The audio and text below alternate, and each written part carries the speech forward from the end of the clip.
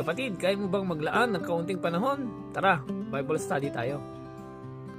Kapatid, basahin natin ang Genesis chapter 3 verse 6. Ang punong kahoy ay napakaganda sa paningin ng babae at sa palagay niya ay masarap ang bunga nito.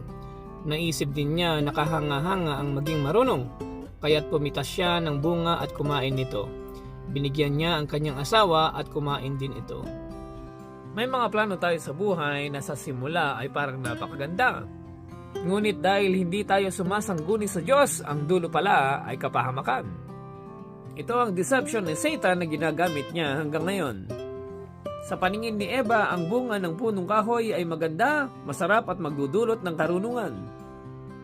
He takes advantage of your desires and use it against you so you would fall into sin. Remember, a trapped animal is easier to kill.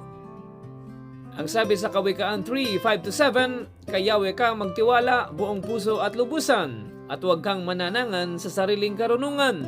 Sa lahat ng iyong gawain, siya nga'y alalahanin upang ika'y patnubayan sa iyong mga tatahakin. Huwag mong ipagyabang ang iyong nalalaman. Igalang mo't sundin si Yahweh at lumayo ka sa kasamaan. Kapatid, ipapahamak ka ng mga maling pagnanasa. Sa halip, patuloy kang sumangguni sa Diyos. Yun lamang po, mag-iingat po kayo and God bless.